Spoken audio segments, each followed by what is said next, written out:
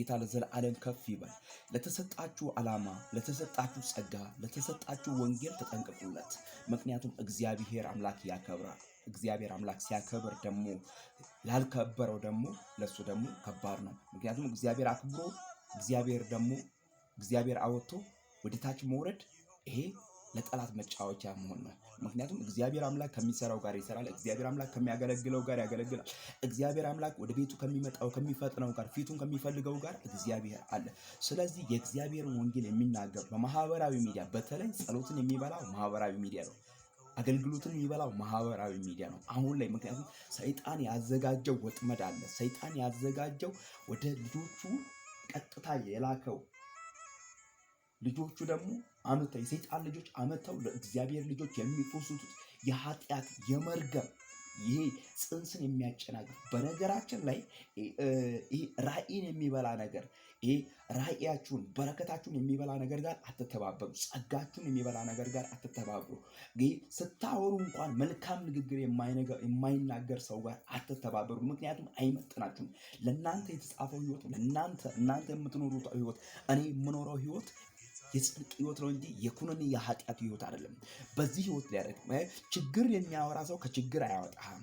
ግን መስፈንጠርን የሚያወራ ሰው ወደ መስፈንጠር ያመጣሃል። ኃጢአትን የሚያወራ ሰው ወደ ኃጢአት ነው የሚከተል። እርግማንን የሚያወራ ሰው ወደ እርግማን ነው የሚከተል። ወንጌልን የሚያወራ ሰው ወደ ወንጌል ነው የሚከተል።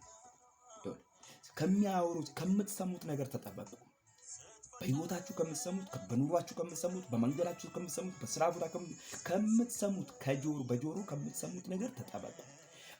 በምትሰሙት ነገር እንዳትዋጡ፣ በምትሰሙት ነገር እንዳትዋጡ፣ በምታዩት ነገር እንዳትዋጡ። ወገኖቼ ወዳጆቼ ከምትሰሙት ነገር ተጠበቁ።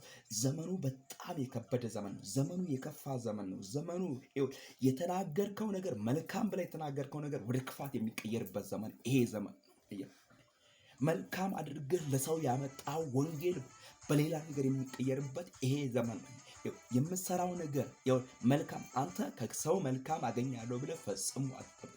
መልካም አድርገህ በእግዚአብሔር ፊት አቅርብ። መስዋዕትህን የሚያሸት እግዚአብሔር አለ። በተለይ በዚህ ዘመን ሰይጣን የራሱን የሆኑትን ይዞ የወጣበት አደገኛ ዘመን ነው ዘመን። ስለዚህ በዚህ ዘመን ስለዚህ የእግዚአብሔርን ወንጌል፣ ስለዚህ የእግዚአብሔርን ታላቅነት፣ ስለዚህ የእግዚአብሔርን ኃያልነት የማያሳፍረውን ሕያው የሚያደርገውን ታላቅ የሚያደርገውን ወንጌሉን በእግዚአብሔር ፊት አውራ። ጌታ ለዘላለም ይባረክ።